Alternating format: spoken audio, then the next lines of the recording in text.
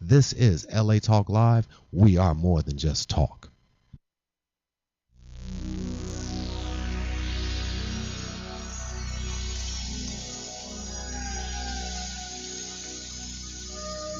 Today is my day. Welcome, everybody. Susan Levin here with my co-host, Jean-Noelbassior. and you're at Talk Up Your Biz on LA Talk Live. And here we are for another interesting evening of banter and interviews with speakers and authors. And tonight we have a really great show for you. We have Guru Meher Khalsa, who has written a book. Yay. Written a book about senses of the soul, and we're going to be talking to him about that. And that's basically the kind of work that he does. And he talks about how emotions get stuck in your body, and there's ways to get them out when you know how to do it. And we have Rikk Hansen, who drove, I think, 4 hours to get here to be with us here in person. And Rikk is a career renewal expert, and he guides midlife professionals and entrepreneurs to reignite purpose and passion so that they can have an exciting life. So there you have it for Talk Up Your Biz. But now I turn to my co-host, Jean-Noel, and we wanted to talk tonight, as we usually do for the first 15 minutes or so, about what's going on in the industry, what's the news beat, besides a new baby born. Did you hear about that? No, I didn't hear anything about that at all. Yeah, there's a new prince in England. Like you wouldn't know, right? You're right on top of it. But you tell me the news all the time. You told me something interesting earlier too. For some reason, that story just doesn't grab me. I can't I know explain you why. like the other stories, yeah, which are intrigue and stuff like that, which is great. But today, I think we wanted to talk about how to, buff up your bio and why you should do it, and all the different ways that a bio can be used. Right. So there's a great post that you found. You find these great posts by Marcia Friedman, right? Yeah, we've been using her a lot. She's Yeah. PR insider. She's your best friend, right? This, or we're her best friend. We're We're her weeks, best friend. Last couple of weeks. Yeah. Yeah. But, one of the things that I notice here, I don't think she went into, and you and I find this a lot, is the difference between a bio and a summary of who you are and what you do that includes hooks. So if somebody sends sometimes they send their information to us, they send their promotional material to us, and sometimes, especially recently, we've been getting bios from people. And, I go like, well, that's very nice. They taught music in the school system for many years, and so have 50,000 other people. And what's special about this person? So we get bios that don't include hooks, that tell us what people do and why that's different or unique, or why we should, the question I got from editors when I worked in mainstream journalism, the first question the editor asks you is, why should I care? Why should we care? And it has to answer that question. That's when you're pitching yourself. Now that's different. I'm just trying to talk about that for a minute, because a lot of people think that a bio will do that when it really won't. So you're saying a bio should include what you do and how you help people, or what you're about, or that you're a speaker and author and you help people. I think it should we're going to talk about short, medium, long bios, but there's a bio, and then there's what people mistake for a bio, which is your hook or your pitch paragraph or a summary of who you are and what you do. And that's a little bit different from a bio. And I'm just saying, a lot of people think like, oh, I've got my bio and it gives my, where I've worked, and that's enough, And it's not enough, because we are always accepting queries and publishers, and usually the publicists and the publishers have it together, not all of them, and we're becoming so much more aware of it because we need specific information. And Jean-Noel just gave you a good example, so the guy teaches violin or something like that in the school system. So what? Why do we want to interview him for Talk Up Your Biz? He's not an author. Right. He wouldn't be on the book beat. So we need more information. Right. So we have to teach them how to do Yeah, it. so and so is the founder of the innovative violin teaching, method that starts 2-year-olds, on the violin, with something unique or different, and then Right. go on to make it a regular bio. Right. So we work with people Yeah. and we teach them how to do that also. So why do people actually need a bio? How would they be using it? Well, there's so many ways, and Mhm. Marcia Friedman makes this point. She says you're going to send it all over the web, social media, LinkedIn, Twitter, Google Plus, and then to editors, publishers, professional groups, and that's why you need different lengths, right? Yeah, and it's suggested that you have 3 lengths. It Mhm. also goes under your meeting planner page, and True. it could go on your media page too. If you don't have one, folks, get one, because people need to know about your background and who you are and where you come from. That's one of the ways that we were able to create questions or help our people create questions or go a little bit deeper. Do you want to clarify what a media page is? A media page is on your website that tells us, where you've spoken and what you've spoken about. It may have links to it if you've been on one of our shows or another web TV show. And it also should include story angles and suggested story angles and interview questions. Now, interview questions are tricky, Yeah, very tricky. but we were helping one of our clients who you will meet later. He said we could use him as an example. And we showed him how he could he had his points there and they were good. And and I even did it today with some of the copy that came in for the book beat. And because I learned from you as well, I just turned them around and made them into questions. You reverse engineer the main Right. points, as Yeah. one of the blog posts we featured last week said. Yeah, I love that about reverse engineering your main points. It's a Right. great way to get questions. Yeah, it is, and I'm learning how to do it so much better, and we hope that people get that too. So, where else can you use it? You would use it on your website, on your About Us page. You would use it on your one sheet. Right, right. If you're an author or a speaker, and if you don't know what a one sheet is, ask us because we talk about it all the time. And she suggests, and I think it's probably a good idea because we've talked about this a lot, to start with a longer version. Yeah, that's the way I teach people to do it because, people get into trouble when they try to condense too soon. So I suggest start with a long version, like she says here. And because then once you get that, you can always keep cutting it in half and cutting it in half. And that's how you get your medium version and eventually your short version. And I even have a short version because sometimes, like a magazine, wants just one line, one sentence, which is called a bio note about you. So it might be just one or two sentences, and often one. Yeah, keep the long version and then keep the medium. And it also depends on how much room, say somebody's booking you as a speaker, or even to be on a radio show or something like this, how much time they have and how much room they have. Right, right. If they're writing in a magazine or an email. So they have a choice. And I always suggest that, and I know you do too, that they do it in the 3 lengths and put it under their meeting planner page. So when the event planner, the meeting planner needs the information, they go there and they can access it. Right. Would you clarify the difference between the meeting planner page and the media page? Yeah, the meeting planner page includes a lot, like 14 or 15 different things, which would include the media page also. They're links back to the pages. But the meeting planner page has a pre-programmed questionnaire. It could have a Q&A. It could have your bio. It could have your introduction. It could have all your speaking topics. It could have your PDF of your one sheet. So this is the page that you create because you want to make it easy for meeting planners to have all the things that they need in one place. Right. Your JPEGs are there. If I didn't say that, in your book covers, your videos. But they're links back to those pages that you already have, so that when somebody says, hey, we want you to speak or to come out, you can say you can check everything out on this page, and give them the link to it. So you don't have to be cutting and pasting. And also they can check on your availability and fill out a form there as well. Some people don't have that much on their meeting planner page. Some have more, but it's something to look towards. Why don't we give a couple examples of what a good Bio is? Bio is. Yeah.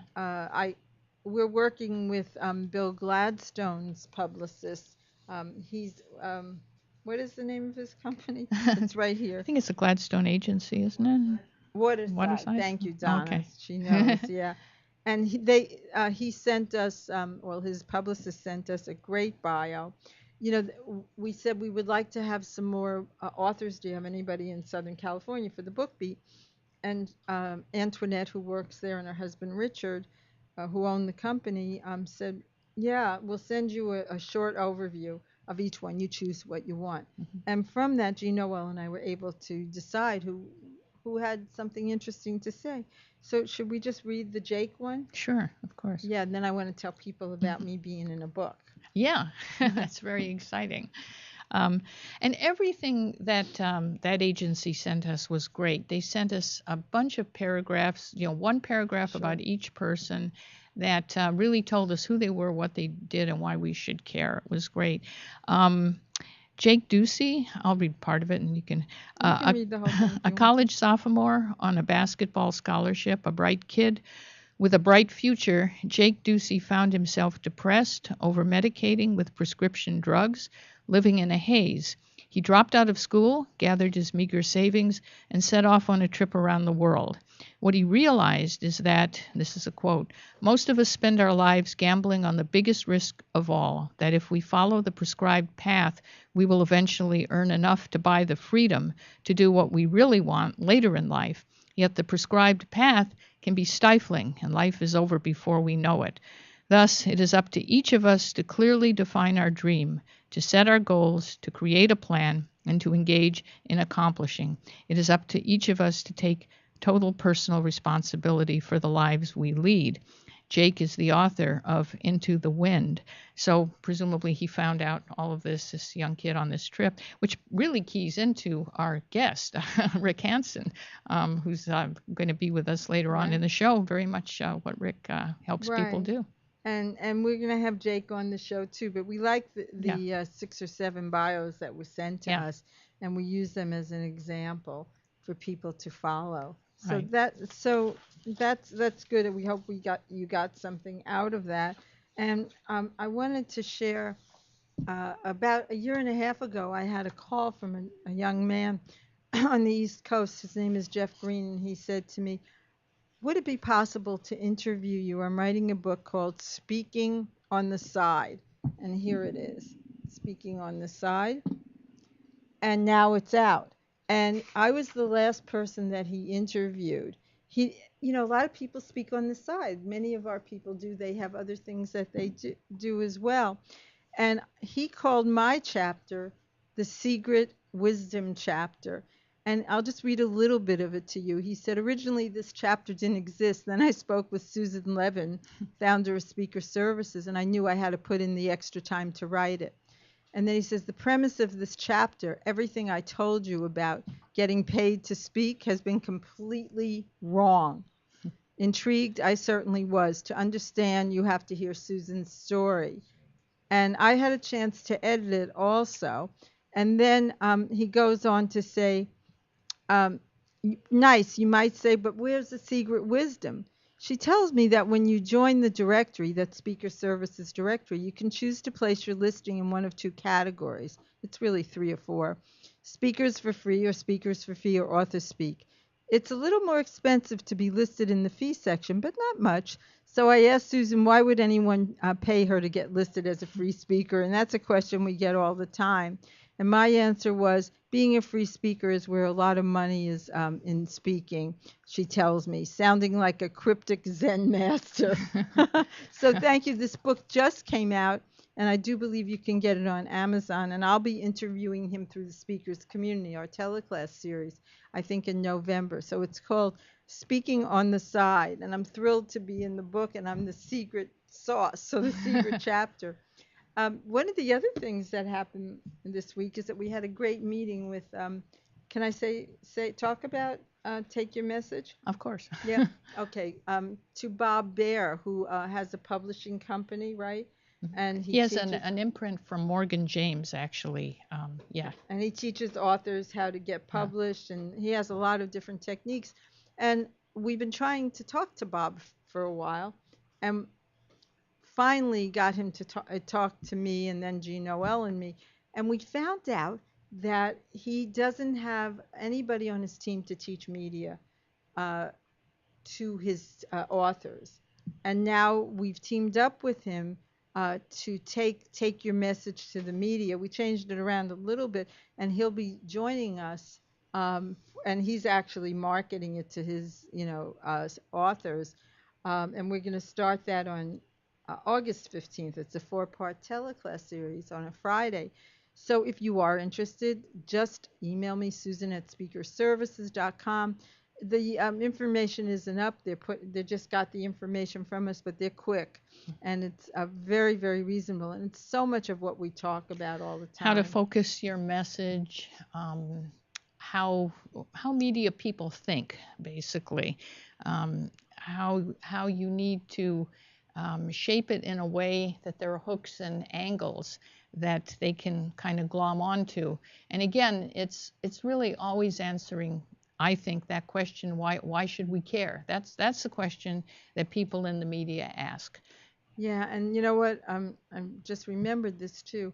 We always say this, and we've been talking about it a lot, and I did a short video on it, that PR, publicity, media, is the most overlooked marketing method that people just don't even look at. Yeah, that's what Bob said, remember? Yeah. He was saying that, that was the missing piece, right? It's the missing piece. Because why?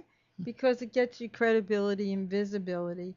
And today I was talking, you may have heard Dan Janelle on the Book Beat, who has prleads.com plus, and he was saying how important that is and how you can get it out to the media through press releases. So we're exploring that for speaker services speakers as well. But we want everybody to be trained. We want them to either take this class or work with us personally, because if we're going to send you out to speak or to go to the media, we want to make sure you know what you're doing. But I know that our next guests know what they're doing. So we're going to break now. Right. So coming up, can you transform anxiety into peace? How about shame into self-esteem? Guru Meher Khalsa says that you can, and his new book, Emotional Liberation, The End of Suffering, will help you take control of your emotions once and for all. So stay with us.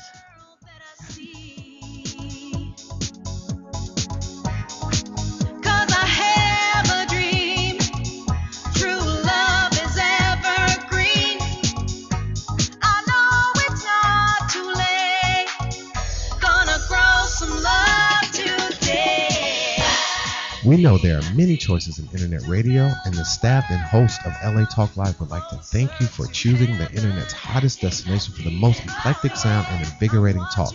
This is LA Talk Live. We are more than just talk. Hi, this is Burness Heron inviting you to join me every Tuesday at 3 p.m. Pacific Standard Time for our all-new show, The Mortgage Show. Join us as we discuss exclusive new products and programs through government and conventional financing. No mortgage-related topics are spared. Come with me through this journey of informative, stimulating conversation, giving you the facts, clarity, and insight you deserve. You never heard a mortgage show like this before. You'll be enlightened, educated at the same time. This is for the community, for the nation, for everyone. As the industry evolves, we evolve. So don't forget to tune into The Mortgage Show, 3 p.m. Pacific Standard Time, exclusively on latalklive.com. You can also catch us on iTunes Radio R&B, or just watch us on Ustream TV, reality radio, handcrafted for your listening pleasure. This is LA Talk Live, and we're more than just talk.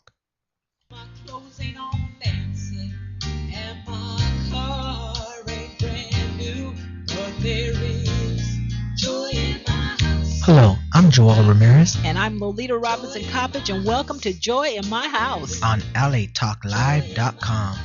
Inspirational radio with a touch of recovery. A reality show where nothing is left unsaid. And no one is insignificant who says it. Exclusively on latalklive.com. You can also catch us on iTunes Radio R&B or watch us on Ustream TV. reality radio handcrafted for your listening pleasure. This is LA Talk Live, and we are more than just talk. If you believe, we will make it together. Planting a seed in my soul. Our beauty Welcome will back to show. Talk Up Your Biz. I'm Jean-Noelbassior with my co-host. Susan Levin. Good catch. And we have Guru Meher Khalsa. Did I say that right? Yes. Okay, great. Guru Meher Khalsa has taught the Kundalini Yoga system of personal transformation for 3 decades and is highly regarded as a senior trainer of teachers. And you train both business audiences, right? And self-improvement audiences. You work with business people as well? Well, yes, the yoga reference is I teach yoga and train teachers to teach yoga. Right. But then as a personal coach and presenter, I work with both business and personal I see. Okay. audiences and concerns. Okay, update that bio. Note to myself. Note. So, and you are a life coach in Los Angeles. Yes. That's still, yeah. So, I mean, Susan and I have been having some interesting conversations with you. We've been learning a lot. But tell us, like, Guru Meher means compassionate teacher, Yes. right? Why did you choose that? I didn't choose it. So 30 years ago, I was a young man looking for happiness and found the Indian system of yoga to be very useful. And I found a teacher, and Who was your teacher? Yogi Bhajan. Yogi Bhajan. Yeah. And so I asked for, and he gave me that name as a spiritual name. That's now my legal name. So it's an identity one adopts. Yeah, great. And your new book talks about transforming emotions. And this is what Susan and I have been finding so powerful. You say that negative emotions actually have a purpose, right? Yes. So in my own practice as a life coach working with people, and in my own life, I found, anger, sadness, fear, anxiety, things that usually seem very unwanted and bothersome and very detrimental. So I pursued an understanding of what one might do with those. But it turns out that you don't want to get rid of them. You want to actually use them as guides to what's really happening. So you really felt that there must be a purpose for them, and you kind of had to find out why? Exactly. Well, I heard this statement that old wisdom that emotions were the senses of the soul.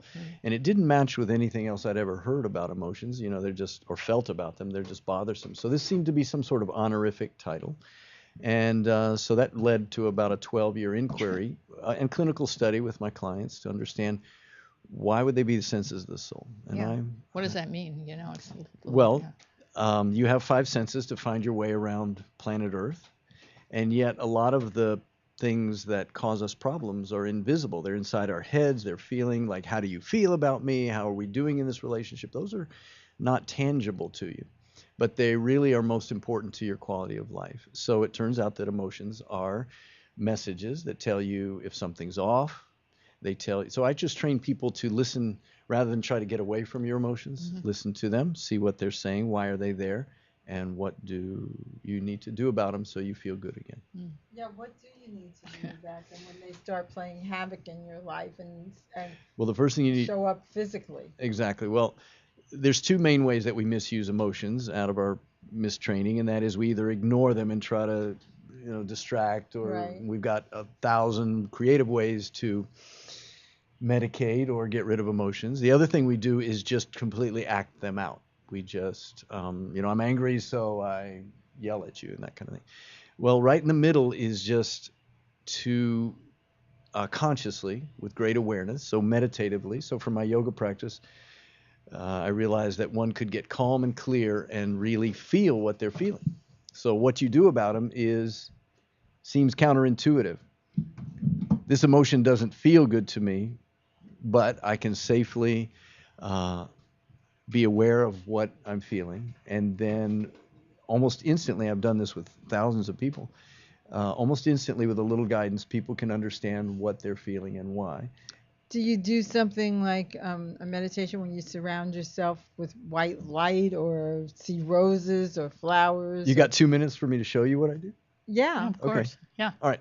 So if you're watching, you just do this. So this is just one of 50 techniques in my book.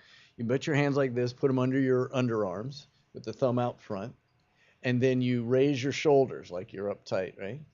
Okay. So now you close your eyes and begin breathing long and deep through your nose. So I'm going to time it. We'll just do 2 minutes, but a little longer is better. So breathe really deep while you're squeezing. Now feel the body language. What's the body language? It says, I'm scared, but I'm protecting myself. So yoga was all based on body language and what it does for us. So you keep breathing deeply through your nose, deeper than usual. Okay. And now just bring up, when's the last time you were feeling bad? Just allow any strong negative emotion to come up. When's the last time you were scared? What's been bothering you? What are you worried about? Now, this is where people stop. They don't want to feel, but I can promise you with thousands of clinical trials that you'll be okay if you hold this posture, breathe, and let negative emotions be felt by you. It's just simple. Because emotions are part of your system, part of your awareness, part of your intuition. Now, without resisting it, you just breathe and let yourself feel that. Oh, like a scientist, what does that feel like? Where is it in my body? And you find within a very few moments, you go, oh, I don't like that feeling, but I can handle it. Now, trying to do this all in 2 minutes, let's see. Now, feel what you're feeling, realize you can handle it, realize it's not going to hurt you, and just ask, what do I need to do about this? What's bothering me, and what could I do? And the answer comes in your feelings, not in your thoughts. So your mind will try to analyze, but you just let the feelings speak to you. And some people get it right away, and for others it takes a little time. Now, whatever has been your experience in this minute, just keep breathing and slowly, with some feeling about why you're feeling bad and what you need to do about it, some inkling, begin to slowly lower your shoulders. And as you breathe, let that emotion go too.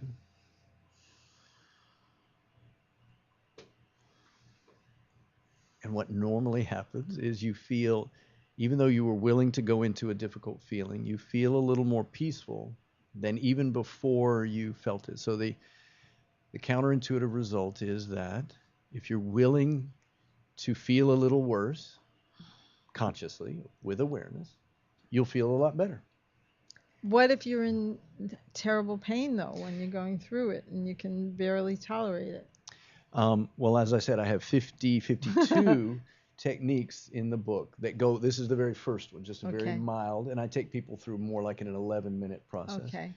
And I've got some that use stronger breathing, stronger. So I've got, for heavier jobs, I've got heavier. For heavy lifting. Heavy lifting, yeah. And the book will be available soon. September. In September, and we're going to have you back on the book beat also, so that you can tell us more about it. Now, are these things that can be done like this in a couple of minutes, most of these exercises, or?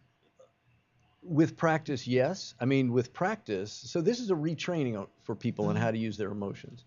And with practice, it just becomes intuitive. But for training, more like 11 minutes. I've got some 30 half-hour things in there. If you really, because you got to realize the poor training that we have about emotions. In fact, I think emotions are like the last frontier of our awareness. We're very smart. We know about how to be healthy, but emotions are 1 in 10 people in this country are depressed and on medications. So right now, a lot of people, a lot of teachers, and I think you included, say they're like an internal GPS system, right? So they're guidance. Yeah, they're for guidance. So the subtitle of the book is Emotional Self-Therapy for Strength, Healing, and Guidance. So it turns out, intuition, the voice of the soul, whatever you want to call it, emotions are a way to be in touch with yourself. So you know what you need. Our past in humanity is that somebody else is the expert. I don't know. I go to the priest, the guru, the teacher, the professor, and sometimes they help me and sometimes they don't. But the future of humanity is we each know what's best for us. We have a direct connection. Exactly. Right. So emotions, yeah. that is why, where's the name sense of the soul comes in. Emotions help give us that intuitive direct connection to what's bothering us, what we need to do about it, and how to feel better. Now, what about the transformation part? Because from, I think, the back cover of your book, or is that anxiety leads to peace, anger helps you find your power, and one of my favorites, shame builds self-esteem. Okay. How does this transformation happen? Okay, so I define soul not too mystically. Just to me, soul is an experience of great peace and clarity and love and comfort. So it's a very strong space. And so imagine you have a soul. You have this peaceful experience hanging out there waiting for you. And your soul loves you, wants you to be happy and peaceful, wants you to be loved. So when you're not, it sends sort of like a cattle prod shock, like shame. You don't love yourself. You feel awful about yourself. And it's like, that's why we don't like emotions. They're so strong. But the soul's trying to get your attention. Yeah. And if you'll pay attention, the purpose of that negative cattle prod is to get you to wake up and find your self-love. Because our soul doesn't feel that way. Exactly. Soul's like always happy. So for instance, anxiety, you have a radar system that if there's a threat or danger, fear rises up, lets you alert to it, do something about it. Fear doesn't want to hang around. It wants to just alert you, get back to safety. It stands down and goes away. Right? Get it under control, as I call it. Yeah. So each of the seven heavy negative emotions, they come in families, has a gift, has a purpose. But we are stuck in the negative signal. We keep holding on to the signal rather than getting the message and letting it go, right? It'd be like if, the neighbor's car alarm goes off and it's just killing your ears. And if you're just sitting there going like, stop, and you don't actually go and see, is there a problem here? Do I need to stop a thief or something? Then it just bothers you because it's very, like the alarm, it's very loyal to you. It wants you to be happy. So. That's a great example. Yeah, I like that a lot. And Guru Meher has been one of our speakers for quite some time. And he goes out and he speaks to different groups. And you speak on different topics, all related to senses of the soul. So what is some of the talks that you offer to different companies and groups? Self-esteem, a fresh start. That's popular at the beginning of the year. From stress to fearless. I'm trying to think of the most popular. From stress to fearless. That gets people. So, people come in stressed. People think they think they want to manage stress and get rid of it. Like anxiety is the enemy. I want to get rid of it. Yeah. Well, I tell them fear is your friend. If you're my friend and you're like, Guru Meher, hey, wake up, there's a train coming. If I just go, hey, quit bothering me. If you're really loyal to me, you're going to keep pounding on my door, right? So I get people to address as a friend, listen to their anxiety, and it's not going to go away till you solve the danger. Modern life happens to look a lot like constant danger. There's too many emails to answer, too much speed, Right. Everything's changing. You don't know how to do the new internet thing. So that's why anxiety is so prevalent these days. If we could all just take a breath, listen, why is my soul sending me fear? So shame and self-esteem leading to self-love is a big topic. Anxiety, grief's a big one. What's really popular is people learning how to use these emotions within their difficult relationships. Because I found out that people really don't want to just work on their emotions. Like, who wants to work on their emotions? No kidding. But if you talk about the wounds of love or there you go. Yeah, difficulty in relationships, about that. Yeah. how hard relationships are, Yeah. then we can talk about, well, you're upset in your relationship. Well, what are you feeling? So if you break it down to I'm just upset, to which emotion is it? And I've got a chart that just shows each emotion and what its purpose is. So you can pretty quickly figure out what you need to do. I can't wait to get your book.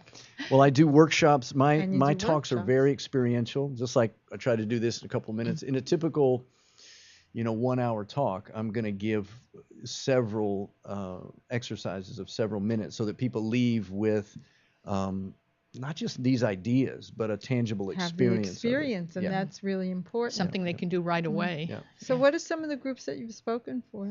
Well, my base, because I've been teaching yoga for 30 years, is with yogis and yoga teachers. So people that are, and now that group is already interested in self-help and helping themselves. They have a lot of self-awareness already, although I'm just as successful with people that haven't meditated or anything. So a lot of my audiences come through yoga studios and have a yogic interest. However, I've gone to Rotary clubs, in just even big businesses, because even though you may not get executives in the door saying, I want to work on my emotions, right? But if you say, well, what problems are you dealing with in the workplace? Anger, people resentful, or do you know there's a statistic out about how dissatisfied most people are with their jobs? And I'm not going to try to quote the numbers, but it was mind-boggling. It was amazing. Came out last week. Yeah. Something like 40%, wasn't it? Something like that. Like I'm just interpolating here. Hate their jobs. Yeah. And just so that leads to depression. It leads to resentment and anger. Right. So I've worked with executives to they come in looking at what's the problem you're facing with your employees. And then very quickly I'll show them, well, what's the emotion that's under that? What's its purpose? And it's a very quick connection then to know what to do about that. How do that's good that you've been able to bridge the gap between your focus group and then companies as well, because that is sometimes tricky for some people to do, and they don't know how to enter into that world, and the work you're doing is extremely helpful. How can people get a hold of you? Sensesofthesoul.com. And I've got, you see there, I've got the yoga side, my yoga trainings. I've got the speaking side. I've got my one sheet up there. And then I've got workshops and classes, ongoing classes. And so I travel a lot. I travel around mostly North America, North and South America to do these kinds of things. So I'm happy to come, and I can tailor workshops to any group in any length of time. Sounds good. Thank you for being on the show. We're going to a break now. You were fabulous. We really enjoyed it, and I learned a lot. I always learn from you. So a fear is my friend. I'm leaving with that. So as we go to break, when we come back, we'll have Rikk Hansen with us, who I mentioned earlier is a career renewal expert. And he helps people reignite their purpose and passion so that they can have a fuller and more exciting life and be more successful. So you're listening to Talk Up Your Biz only at latalklive.com, where we're more than just talk. Don't go away. We'll be back in a couple minutes. And when everything is going wrong, and you feel like giving up,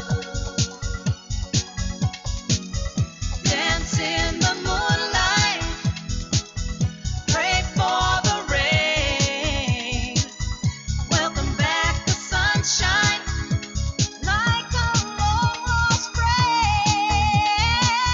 We know there are many choices in internet radio, and the staff and host of LA Talk Live would like to thank you for choosing the internet's hottest destination for the most eclectic sound and invigorating talk. This is LA Talk Live. We are more than just talk. In my love shine, let your love shine, let your love shine.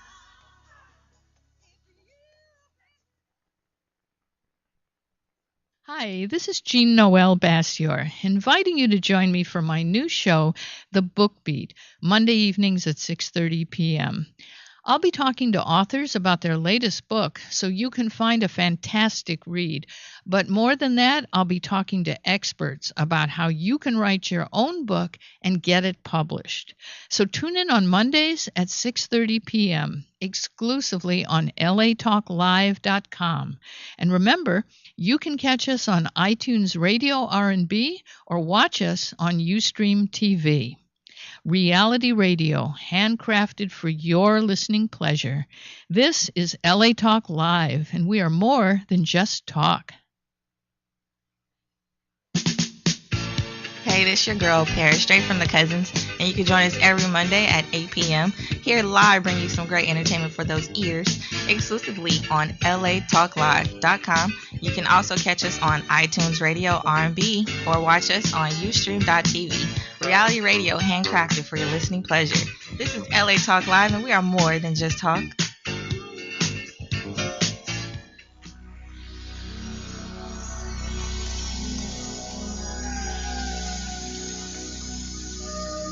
Today is Welcome my back. day. This is Susan Levin with my co-host, Jean-Noelbassior. and we're back for our last segment of today with our special guest, Rikk Hansen. Welcome to the show, Rick. Thank you very much. And Rick's going to talk to us about, are you ready to reignite life, work, purpose, and passion? Or has your career and business been satisfying, has not been satisfying, and it's lost its spark? Does work that used to energize you now feel draining? All those things. He's a re-energizing coach, or the energizing bunny. So, and he's one of our speakers at Speaker Services. We appreciate you taking the long ride to LA. Thanks. Yeah, to be in the studio with us. So I was really fascinated when I saw your listing come through Speaker Services, because it does seem like there are a lot of people, probably baby boomers, but maybe not just baby boomers, but predominantly, often right? midlife. Midlife, right? Because we're forced to choose a career so early, right? I mean, what do we know when we're like 19, 18 and what are you going to major in, right? And then what happens to people? Well, sometimes people fall into a fit. They do something and it turns out that it uses their gifts and they thrive for a while. And become successful, and then it's often there's a point where the thing that used to fit suddenly isn't anymore. Yeah, which can be confusing. Are we seeing this more and more, do you think? I do think, just because the rate of change is accelerated, because we had this myth or fairy tale that it's like happily ever after. Right. And I think everyone now, you hear the statistic about how often we make a change. Mm-hmm. So at least people aren't expecting anymore that it's like one-time thing. So we were taught that we're supposed to do the same thing for 60 years, right? Or whatever. Yeah. That's what my father did. He only had one job. Mm-hmm. He came from Pennsylvania to New York. He was a music arranger, and he had a great job, and he did that until he couldn't work anymore. Right. And you don't see that often anymore, do you? Right. No, you don't. And I like it that the younger people are recognizing that they have permission to keep on changing, and they don't have the fear. Or maybe they have the fear and they feel it anyhow, like Guru Meher said, right. And they go through it. For example, my nephew worked for LucasArts in the video game department, the head of it, and they sold that whole department. And he had no fear. And most of the people that were let go, he had a job, and he's in San Francisco. Within like 2 or 3 months, he had several offers, and he was out there because he had the skills and the knowledge, Something I find too is that sometimes we're just replacing a part, where changing a job is just, what's the next better thing, or what's the thing that's the next step? But there are times, particularly midlife, where if either we're changing a job because we need something different or because the job went away, where it's not just, where we don't want to replace it with something even similar, where we have this sense for like, I'm glad they picked me. And this is where the people I work with often feel stuck. They don't know what they want next. Yeah. And they're used to knowing what they want. They're used to feeling clear about, I have a goal. I want to, I want to get there. It's frustrating. Yeah. To them. Can you give us some examples, like people you've worked with, and how did you help them kind of find, their new direction? Yeah. Well, I'll give one example, and it's actually a friend of mine that I got to do some work with. So he had been working in a project manager role. It was a great fit for him. He liked the people he worked with. He was getting paid really well. And then he said he went through a time period where it felt like he was just putting in the hours. He was putting in the time. He had ceased to become satisfying, even though he was still getting great feedback. And it had gone stale. And he saved up some money, and he got to a point, there were some changes in the company. He said, okay, it's time. So he stepped back, which is kind of unusual to actually pull the cord yourself. Yeah. Takes a lot of courage. Yeah. And he went, and he's an idea person. So he had some ideas when he left, and he took some time off to kind of just, catch his breath. But then as he notices he was giving attention to these ideas, that nothing was, he liked the ideas and he was having fun playing with them, but nothing was like gelling. Yeah. A nice word. And he came to a one-day workshop that I did where I lay out a map for this process, and he realized, I forgot something, because he really hadn't stepped back. He had jumped right to his comfort zone, which was ideas. But this place about, well, what do I really want? Often if we have a bias for action, we don't spend a lot of time there. Right. So we really got to step back and look at what do I love now? What am I really good at? And what would I do if I won that lottery? And so we got to take a little more time, and in just a couple months, suddenly he was back. He was really clear, and it wasn't just about work. It was often when we're making a change midlife, it's how do I want work to fit into the rest, other things that are important to me.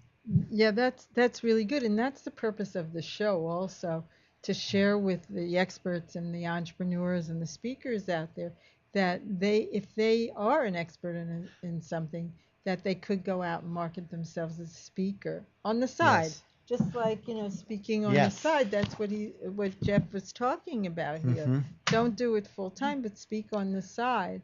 And then you do other things, like you're speaking, you're doing consulting, you're doing Yes. workshops, you're doing a lot of stuff. And sometimes there's transition times too, where you don't know the next thing, and the old thing doesn't work anymore. Right. So what do you do? Yeah. How do you help people get through? What are the questions they should ask, or how do you help them get through that period? Well, the first thing that I give people, if I can only give them one thing, it would be a map. Mm. And in my experience, that's the one thing that can make the difference between Yeah. feeling lost and like maybe you're seriously off track, and even being embarrassed because, we have this big message that we should always know what we want. Right. The myth. So what does this map look like? What is it? So the map is really an understanding of change. And when I do an hour talk or a 40-minute talk, I can lay out the short version. And people go, oh, it's almost like, they tell me it's almost like part of me almost knew this in my bones. Mm. And they also say at the same time, they say, why didn't they teach me this in high school? Mm. Because it redefines success. Because we have this idea of success as this thing where, we should always have this clear goal and we should always be on track. And the reality is what I call the time between dreams. Ah, that's what that means, the time between dreams. Okay. That if we're growth oriented, and particularly where change is sped up.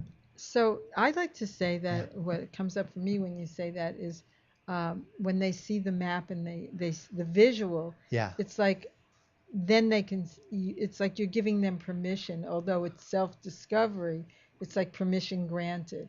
That's the perfect word, permission granted. It's like, oh, this is natural. Not only is it natural, it's important. That once we've outgrown something, we almost think, well, if something isn't there to replace it, we're not taking the leap from this thing to the next thing, then, well, what am I doing wrong? We kind of feel like you're adrift, right? Yeah, in limbo. Yeah. Yes. So Yeah. if I were feeling adrift, how would the map help me? What would I? Well, what a map gives you, it doesn't transport you to that next destination. You don't roll the dice and you go to it, or you go 3 steps back.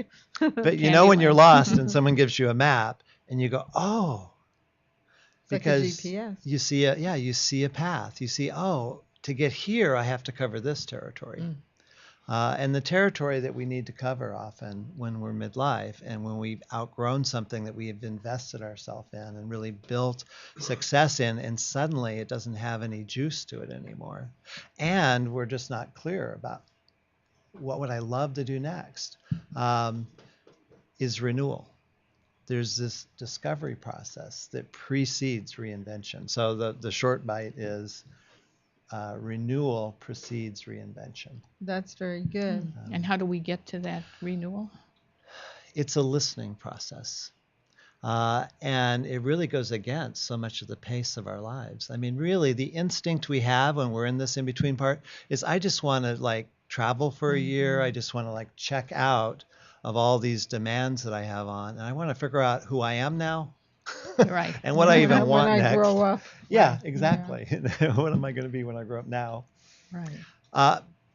But our culture and our messages Right. and really the pace of life doesn't seem to allow that. So that's what I get to help people is to actually step back and re-figure out, well, who am I now? You know, when I get into a space like that, and I have many times, because Yeah. I'm a serial entrepreneur Yeah. since 1970, and I've had several different businesses, and they all lasted only 7 years, except this one, Speaker Services, keeps on giving. All right. It's like 21 years. Hmm. But even within there, you know, I get stifled or stymied, Yeah. and I need the help to move forward and be able to stop and listen. And I've called this process that I go through sometimes the creative void. Yes. Yeah, and just allowing myself to be there, because I get most of my ideas in the shower. Uh-huh. You know, my friends, I say I have an idea. They said, "Have you been in the shower today?" You know, and then Jean-Noel and I brainstorm a lot. You know, we vision and we come, and then it usually will manifest. You know, we don't even realize that it's happening because we set an emotion, and then we're there, and it's like, oh my God, Mhm. we've arrived. Well, one part of that you mentioned is often we think that this renewal process should happen in our heads. So one of the main places I see people get stuck is they're like waiting The Godot. they're waiting for the clarity. Yeah. Or they're doing like, you know, a little assessment test or something like that. And they Right. go, well, yeah, that's kind of true, but now what do I do? So something I've really found is that reinvention is not a do-it-yourself project. So when you guys talk, something comes into the creativity Yeah. that goes beyond what's in here. Yeah, absolutely. Absolutely. So when I'm working with people, my favorite way to do that is not one-on-one. I mean, I love one-on-one coaching, but my favorite way to do it is a small group. Because they learn from each other and they get the ahas. There's magic in community. Yeah. And you know, I see when you light up faster than you see when you light up. And I value it more than you do, maybe. Yeah, it's true. Sometimes even talking to a friend, I've noticed they kind of catch that spark Yeah. when you're excited that you might miss, right? Or when you see it, the first thing you might have a judgment about it. It's like, Yeah. oh yeah, but this is so much better. Right. Or oh, I could never get paid for that. Or Yeah. so you see all the doubts and Someone the will fears. say, well, and the, why not? Why Yeah. couldn't you get paid for that? Right. But what they see is wow, you know, when you talk about that, look at Yeah. all that energy. Look at, you know, Yeah. suddenly there's vitality in your voice and your eyes are shining. And Right. like, pay attention. Yeah. And they go like, well, maybe we could find a way for you to do that or Yeah. something. Yeah, that's a Yeah, good that's point. a lot about how we talk to each other, because I come up with ideas and so does she. But my process is different than hers, because it takes me a while to get the idea, and then I come back and I say, oh, I see what you were saying, you know, because I have to think about it a little bit. Yeah, Because I should she start gets saying, go take another shower. right. Yeah. You know, sometimes I think the work you're doing has a lot of relevance these days because, like you said, the juice goes out of something that Yeah. people have done sometimes for 10, 20 years, right? And do you see that a lot? Yes. And it's important. And one of the favorite people I like to work with are people that are growth-oriented people. And they're the ones that are most likely to get to that point and not say, well, that's okay. Most people don't like their job. There's some sense in them, there's something more I'm here to do next. They almost can hear it, and it's just not clear, but there's some part of them already knows, you know. That's interesting, because we all come in knowing we should, you know, what we're supposed to do, what our SIVA is. Yeah. But not, some of us don't recognize it for a long time. I had a We client. have to jump through hoops to get there. I had a client recently, and she said, I knew what I was here to do when I was 6 years old. Oh, that's beautiful. And she said, then I thought I was off path, you know, that I was kind of off track. And she said, now, once I've come back to it, she goes, I realized I was on track the whole time. And now I'm ready to do that in a way I wasn't earlier. I was going to ask you if you see that a lot, because we kind of hear that a lot in career counseling. Like, what did you really want to do when you were 6 years old or when you were a child?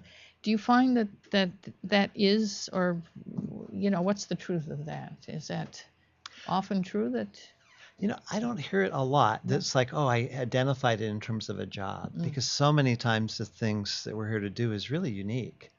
And you didn't know when you were 6 what that was. Right. Yeah. I mean, even career counseling. I Yeah. mean, it wasn't on my Baker, Right. it wasn't on the list. In first grade, you didn't, Yeah. think like, I'm going to be a career counselor. Well, and some of the jobs have changed so much, Yeah, over exactly. the years, the service-oriented jobs and the new technology, and there's so many more opportunities now that we Right. never even thought It's very about. confusing. Yeah. Is that a factor? There's so many new choices now. Well, in midlife, too, there's something different. It's not like a path where it's like 100 people would like that same Yeah. thing. Yeah. And I often find people sometimes will find themselves, they thought I had to give this area up totally because there's just nothing more there for me. But once they come back and get really clear about what they love and what the pieces are and how it needs to be next, and they're on fire again, suddenly they often see, oh, there's this niche that I didn't even see before where I am more valuable than anyone in the world, where what I bring to that would make me, it's not like an answer that's like this thing in the world. It's once they're clear, it suggests directions and needs that suddenly it's so much easier. They see new possibilities. Yeah, my friend Dan that I mentioned, where he stepped back and he got clear and he goes, oh, suddenly things started coming to him. And he had gotten just super clear about, well, it can't be this, and it needs to leave room for this. And, oh, I don't want to do that part. I love this part, and I am so good at that. And suddenly he had like consulting offers coming to him That's where it, he wasn't yeah. even seeking it. Yeah. Funny how the universe delivers the cooperative components. I think of that Joseph Campbell quote, the mythologist, where he said, when you follow your bliss, it's as if you've come across a path that was always there waiting for you. Exactly. And I think about my friend who I just spoke to last night, who's been working at the same job for the state forever and ever, hates it, has a lot of, and she's almost close to retirement age, hates going there and has no, and she can't get it when I say to her, just let go, just let go. And she's so full of fear because it's about money. Yeah. I won't have enough money. And I said to her, I promise you, if you just let go, you hate that job, you have so many other things that you can do, so many skills, but she can't see I'm beyond the fear, which is really, I bet you see a lot of that. Fear and doubt is huge. And part of it is because in getting ready for that next thing, it's not just something out there that's a new fit. Often when people are between dreams, we're actually in a period of growth. So we are becoming more who we are. And often part of that, the renewal part, is we're often coming up against old messages, old fears Absolutely. that are too small for what we're here to do next. You're absolutely right. And I just realized the other day, I'm not retiring, but my parents left me some money, and I have it with the financial guy, and it's a substantial amount. And I've been wanting to do some remodeling in my house, and I wanted to get some painting done. And so I said, you know what? It doesn't matter. Who am I going to leave? I don't have kids. Who am I going to leave the money to? Why don't I just give myself the pleasure and take the money from there? It's not coming out of the business account, and I will always have what I need. Yeah. And that's an attitude that has to be acquired. It's hard for people to get that, And I remember when we were studying science of mind, it was always like God is my banker. And when I adopted that, my bank account was always full. I'd look and it'd go down, and then I look again and it was full again. And it was just there, and I stopped worrying about it. But I worried like everybody else for a long time. Yeah. So dancing with fear and doubt is Yeah. a big part of this journey. And Right. often as a coach, that's one of the pieces I get to have. Right. Very interesting conversation Yeah, tonight. so it's okay to be between dreams. Yes, it Yeah, is. that's a good thing for both of us. Yeah. And Okay. having a map. Having it a that lot map, I'm going to yeah. send my friend to you because she lives up your way. How can people get in touch with you? 2 places. So the main website is brilliantnext.com. And then there I have a free report about being between dreams. So that's a great starting point. The second part, and this is a workshop I do here in the LA area. I offer it in the Bay Area, and I have a distance version as well for people wherever. And you can get there from the website, but if you go to onfireagain.com, I like that. On fire again. That's the name of the Good. workshop. Yeah. That's good. That'll get you to a page that will actually give you an 87% scholarship for the Oh, workshop. that's beautiful. So it's a Thank you. full day workshop. Wow. And people leave. Currently, our evaluation rate on a scale of 1 to 10 is 9.6. All right, we like that. And you can find Rikk, R-I-K-K, Hansen Yes. on speaker services also, should you have an opportunity to book him as a speaker or for a workshop for one of your groups. One of the things that's great about the map, so while my specialty is people having work that's really a calling, the map is relevant for relationships. It's really for geographic place, any area of growth and change. The map's like, oh, I could use that. And when I have people where we're doing the map, I actually have them create their map where they're mapping themselves. Thank you so Thank much. you so much for being with us. I'm getting a round of applause for your 9.6. So you've been listening to Talk Up Your Biz, and I'm Jean-Noelbassior with my co-host Susan Levin. Please stay tuned for the book beat. We've got some great guests coming up here on LA Talk Live, where we are more than just talk.